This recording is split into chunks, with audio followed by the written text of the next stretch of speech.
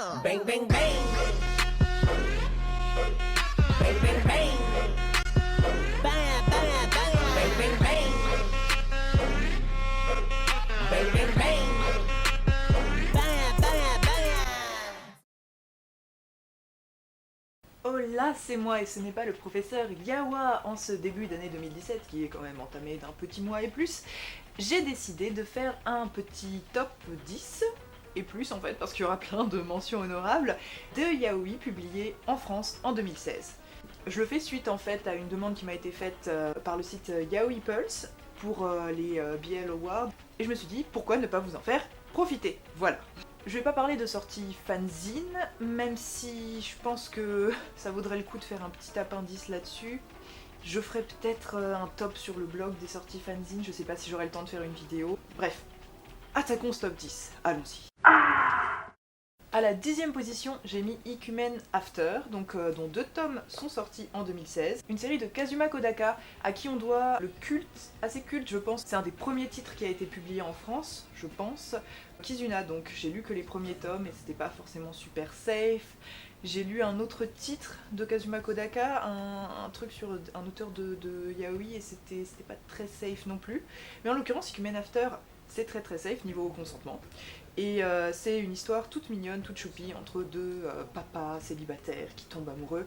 Le trait, c'est peut-être ce qui m'a bloqué le plus, parce que c'est vraiment pas le point fort de cet auteur-là, même si l'histoire est bien rythmée et que les personnages sont plutôt sympas. Après, c'est pas le genre de yaoi que je recommanderais à ceux que le côté tout va être super mignon rebute un peu. En l'occurrence, moi, ça me cringe aussi, un petit peu parfois, parce que tout le côté... ce serait vraiment bizarre d'appeler ça comme ça, mais du porn de mignon, quoi. C'est vraiment, je pense, le genre de sentiment que ça cherche à éveiller. On brosse le lecteur dans le sens du poil en mode ah, tu vas voir des petits enfants tout choux qui font des choses super mignonnes, et moi, chaque fois, je suis en mode non. Enfin, le fait que les deux personnages soient des adultes avec des responsabilités qui s'occupent d'enfants, c'est ça que je trouve vraiment intéressant, et puis c'est sympa de voir représenter donc la parentalité masculine. En numéro 9, j'ai mis Blue Morning de Shoko Hidaka. Donc en fait, il me semble que c'est les tomes 4 et 5 qui ont dû sortir en 2016, mais c'est en tout cas une série que j'ai découverte en 2016. Blue Morning, je dois faire un avertissement parce que c'est que du... Il y a énormément de non-consentement, et c'est, disons, clairement, la relation est romantisée. Mais à côté, je pense que je vais reparler de cette série dans une bibli yaoi, je vais forcément en reparler parce que l'intrigue est géniale. L'intrigue est tellement géniale qu'il y a tout un tome où il y a absolument, enfin il y a genre un bisou entre les deux protagonistes, mais genre on s'en fout, c'est l'intrigue qui passe en premier plan. Ça se passe en fait à la période de la transition au Japon, je crois, durant l'ère Meiji, en fait, quand ça commençait à s'occidentaliser, que les nobles et toutes les traditions perdaient de leur influence, et c'est vraiment très très très intéressant. C'est un héritier direct des Tanbi, donc il y a un côté très esthétique, les personnages sont bien habillés, il y a un côté aristocrate, le statut, un côté très tragédie aussi, les psychologies sont bien travaillées, le cadre, comme je l'ai dit, est absolument passionnant, donc clairement je suis ça pour l'intrigue et pas pour la relation qui est, comme je l'ai dit, absolument pas saine. Mais voilà, Shoko Hidaka a peut-être un trait un petit peu froid, je pense qu'on peut le voir rien qu'avec les couvertures qui sont... Enfin, les personnages sont toujours un petit peu raides, un peu... Mais c'est un trait qui marche bien, c'est efficace, c'est propre. D'elle, je voudrais aussi recommander un one-shot. C'est assez rare qu'on soit marqué par des one-shots, je pense, mais qui était vraiment cool, Après l'orage, qui a été publié avant, et qui, pour le coup, était placé dans un univers contemporain, extrêmement réaliste, et là, c'est une lecture safe, donc si vous voulez découvrir cet auteur, mais que le non-consentement c'est non, je vous conseille Après l'orage, qui est très sympa. En numéro 8, je ne peux pas vous montrer mes exemplaires parce qu'en l'occurrence on me les a empruntés. On m'emprunte beaucoup, mais bon, yaoi, je suis un peu une référence dans mon milieu, pardon. Et ouais, donc c'est Deadlock, et je n'ai pas noté les deux auteurs, mais je vais vous les afficher. C'est un manga qui se passe dans un univers carcéral, c'est extrêmement réaliste, pour le coup, on sent que l'auteur à la base c'est un roman, c'est très bien renseigné, et donc les relations, il y a beaucoup de non-consentement, mais c'est pas romantisé, c'est vraiment montré comme quelque chose d'odieux, et pour le coup c'est comme Blue Morning, l'intrigue est vraiment passionnante, à tel point que la relation entre les deux protagonistes avance extrêmement lentement, et pour le coup c'est peut-être le point faible de ce manga, c'est un peu niais. Je trouve la relation entre les deux protagonistes c'est vraiment pas le plus intéressant. Mais en l'occurrence, les deux protagonistes pris séparément sont passionnants, tous les autres personnages qui gravitent autour sont passionnants, et ouais, c'est une lecture que je recommande, Deadlock. Le trait en plus, c'est pareil, peut-être un petit peu froid, mais très efficace, ça marche bien. En numéro 7, j'ai mis Ten. Donc pour le coup, c'était pas, ça faisait pas partie de ma liste pour Yaoi Pulse, de Martina Peters. Donc c'est une auteure allemande et en l'occurrence ça a été publié en France par MM Bookmarks, qui commence à se lancer dans des publications de romans graphiques ou de BD, qui en l'occurrence ne sont pas par des auteurs japonaises. Je m'intéresse beaucoup aux yaoi allemands, ils en ont publié énormément. Pour la petite histoire, en fait, la BD allemande allait très mal avant l'arrivée du manga, et c'est le global manga qui a permis donc aux auteurs de BD allemands de se lancer et d'avoir un vrai impact sur le marché de la BD, d'exporter un petit peu. Enfin, exporter, je sais pas si on peut dire exporter pour la BD, enfin bref, de se faire traduire. Et en l'occurrence, du coup, il y a plus d'auteurs allemandes que d'auteurs de BD, en l'occurrence. Je répète beaucoup en l'occurrence. Donc je trouve ça très intéressant, et la production allemande est intéressante parce que pour le coup, ça ressemble peut-être un peu à ce qui se fait en fanzina en France, sauf que c'est édité professionnellement. Alors Martina Peters avait déjà publié, je dois les avoir là, voilà, Lily and Todd, donc là c'est un exemplaire allemand, et entre autres il me semble qu'elle a aussi fait du fanzina. Je l'avais rencontrée du coup à la YCon, c'est une auteure très sympathique au demeurant, et son trait a progressé massivement dans Ten, qui est une intrigue un peu espionnage, des associations, des histoires de modification génétique de pouvoir, donc l'intrigue est cool. C'est un spin-off d'un autre titre qui s'appelle Kae, je crois, et qui n'a pas été traduit, mais peut-être qu'il sera traduit du coup puisqu'on a Ten. Et c'est le début d'une série dont j'attends la suite. En numéro 6, on a vraiment une de mes auteurs préférées et je trouve très sous-estimée, The Boys Love, Showa, je sais pas comment le prononcer, si je dis Showa c'est vraiment dérangeant, donc Shua, on va dire Shua. J'en ai déjà parlé, c'est Iberico Pork, 2e volume, j'adore. Les relations sont trop cool, c'est safe en l'occurrence cette série-là, ce diptyque-là, parce que je crois pas qu'elle ait fait d'autres tomes. Je suis beaucoup Shua en scan parce qu'elle n'est pas beaucoup traduite. D'elle, il y a le syndrome du tournesol qui est un one-shot. Et puis il y a Papa's Assassin. Papa's Assassin, j'ai beaucoup aimé la lecture, il y a plein de points intéressants sur la relation père-fils, donc un père qui découvre l'homosexualité de son fils, sauf que ça se traduit aussi par le fait que le fils est attiré par son père, et donc non, non, même s'ils n'ont pas de lien du sang, non, je veux pas de ce genre de relation. Mais sinon, Shua, j'adore son trait, ça fait un petit peu crayonné, très très vif, j'adore ses personnages, c'est toujours très drôle les interactions qu'ils ont entre eux, j'en ai déjà parlé dans la Bibli Yaoi sur les yaoi qui parlent de sexe, je crois. Bref, enfin, ça change, c'est très frais, j'adore Shua, c'est très frais, donc Iberico Pork, voilà, je conseille, c'est frais. Et Shua en général, c'est pas forcément toujours safe, mais c'est vraiment une auteure qui a un univers intéressant, et je pense que ça vaut le coup de se pencher sur elle.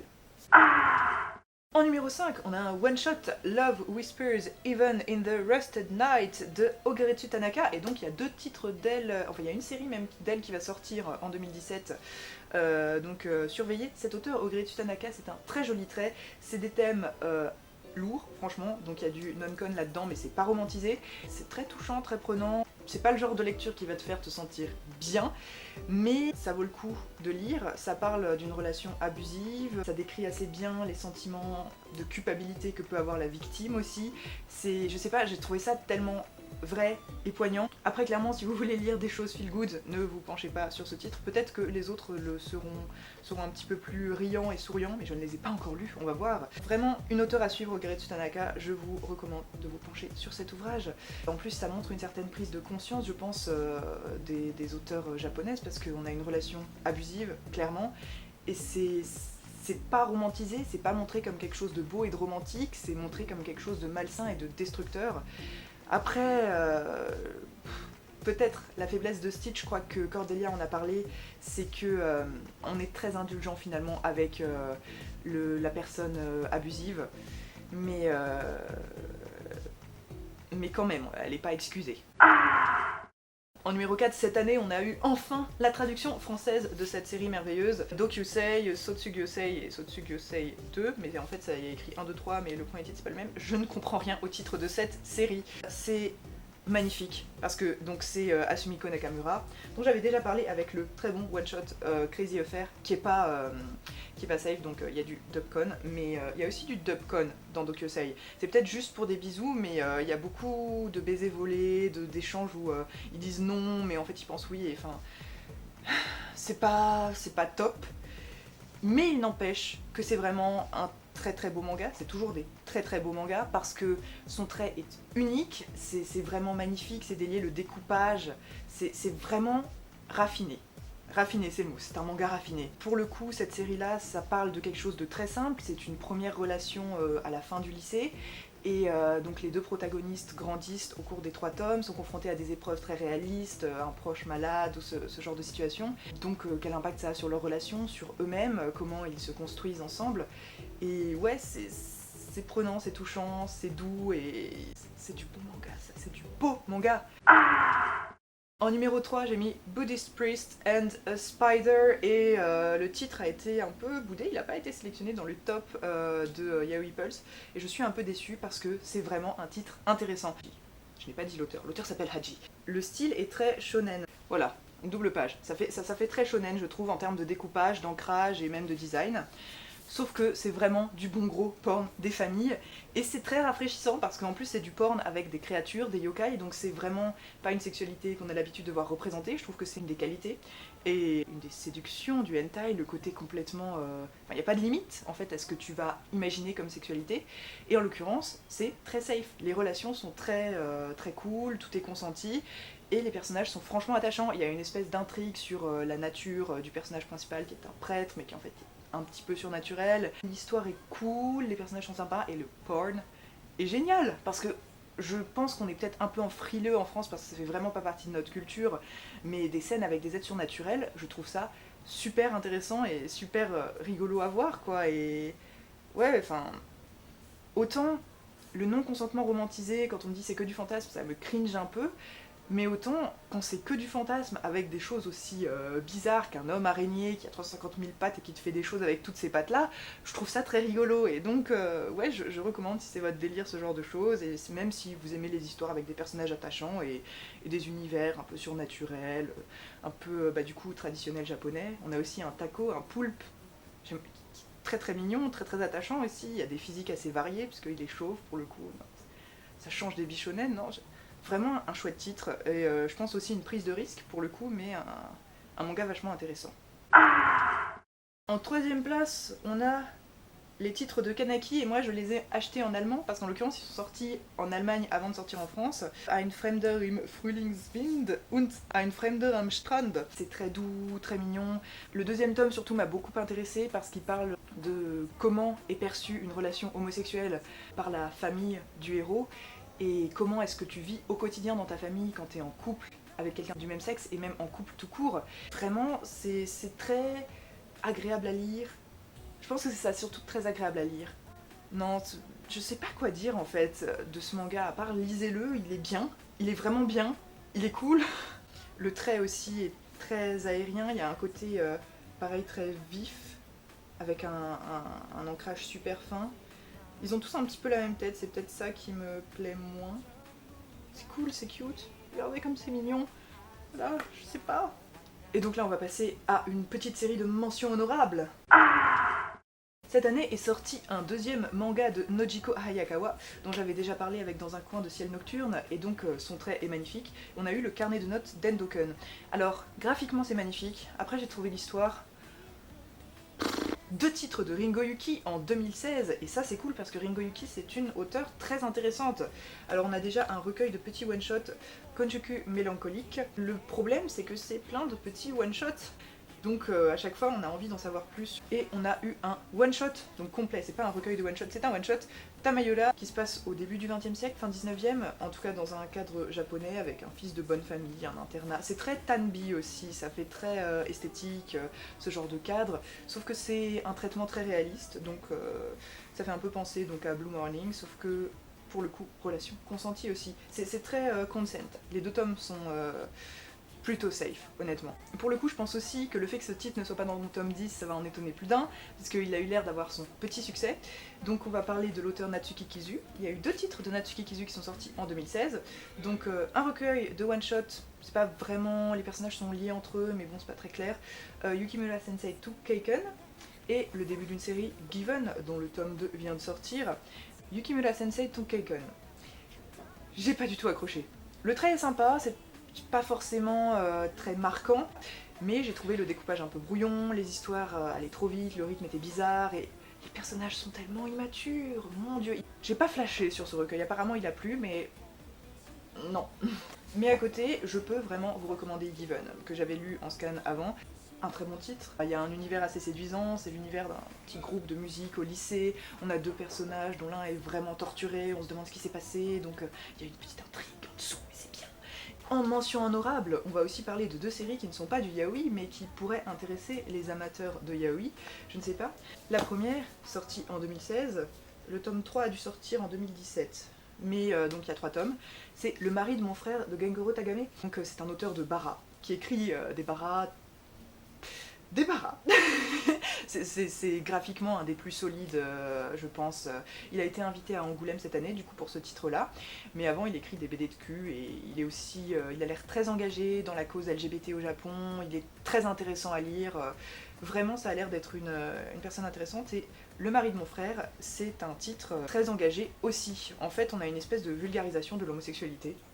Et c'est fait de manière très chou, avec une histoire familiale en fait. Et donc, comment on deal avec l'homosexualité au Japon. Il y a aussi plein de petits éléments de la culture gay qui sont entre les chapitres. C'est un titre très intéressant qui remet les choses dans le contexte, et je pense que c'est à lire, vraiment. Donc, qui sait. Ensuite, je crois qu'il n'y a pas eu de sortie yaoi de Junko en 2016, et c'est dommage parce que ces yaoi sont très bons, mais on a une série de shoujo de Junko en ce moment, et il y a eu l'anime qui est sorti aussi, c'est Kiss Him Not Me, et c'est une espèce de parodie de jeu de drague. On a une héroïne avec genre 5 personnages sur elle, dont une fille qui a le style Takarazuka, donc un peu masculine et fab. L'héroïne est une grosse fujoshi, et pour le moment, au stade où on est l'intrigue, et pendant longtemps, elle préfère juste lire des histoires de BL, c'est ça qui fait battre son cœur, plutôt que sortir avec un garçon, parce que c'est pas ce qui l'intéresse. Après, je mets quand même une réserve, il y a du fat-shaming, énormément de fat-shaming, il y a des moments qui sont pas forcément super safe, et à côté, il y a des moments qui sont très lucides sur la question. Par exemple, il y a un moment où un garçon va voler un baiser à l'héroïne, et elle va dire ah, j'étais terrifiée à ce moment-là, alors que quand je lis mes BL, ça m'excite. Je trouvais l'observation très intéressante, et c'est bien présenté.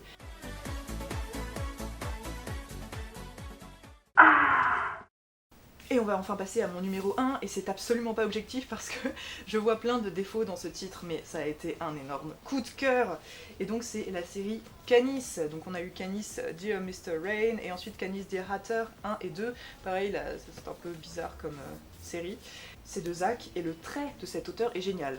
Il a un trait qui me rappelle en fait plutôt un espèce de croisement entre l'influence du coup du manga et du cartoon. Donc c'est plutôt ce qu'on retrouve sur Tumblr avec des auteurs américaines.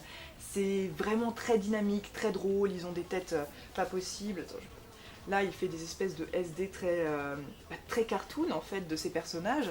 Ça rappelle à la fois les premiers mangas quand c'était beaucoup plus orienté Disney et cartoon de l'âge d'or. Et du coup les comic strips américains. C'est vraiment intéressant en termes de traits, je pense, et très très frais. L'histoire, après, c'est là que j'aurais des réserves parce que c'est un peu expédié. En fait, ce qui est marrant, c'est que Zach a le même genre de défaut que des auteurs plutôt occidentales. Je crois que c'est sa première BD. Et on voit ce genre de défaut dans des fanzines en fait français ou dans des BD américaines. C'est-à-dire qu'il va avoir plein d'idées, qu'il va essayer de caser dans un nombre trop restreint de pages. Donc quelquefois le rythme en souffre un peu. En fait, il y a à la fois des histoires dans le milieu de la mode et des histoires dans le milieu des mafieux, et il y a aussi, donc la relation commence parce que l'un des protagonistes trouve l'autre dans la rue, perdu, et ça c'est très classique, ça fait très vieux yaoi en fait comme principe, mais tous les clichés sont un peu détournés, et l'intrigue de mafieux, pas très bien gérée honnêtement, de gang, c'est pas très bien rythmé, on comprend pas forcément tout, c'est pas hyper fluide. Celles sur le milieu de la mode sont peut-être pas assez développées parce que pour le coup elles sont plus intéressantes et on aimerait en savoir plus sur comment ça marche. Mais à côté, les personnages sont très attachants et donc on a envie de les suivre même s'il y a des moments où on est genre what, et que le mélange des genres est pas forcément toujours harmonieux. La façon dont le sexe est présenté dans le dernier tome est très cool. C'est vraiment consenti, sympa, ça discute et c'est tout ce que j'aime. Donc voilà. Un gros coup de cœur pour Canis cette année. Je recommande ce titre absolument, même si c'est clairement pas le meilleur de ma sélection, mais c'est mon coup de cœur de 2016. Sur ce, je crois que le top est fini. J'espère que ces petites recommandations sauront vous éclairer dans le chemin du BL. Plus ça va, plus je trouve les publications françaises variées. Plus je lis Yaoi, plus je me rends compte que ils sont pas tous pareils, qu'il y a plein de choses audacieuses qui se font en ce moment. À la prochaine pour de nouvelles expériences BL et pour d'autres choses sur la chaîne. Ciao.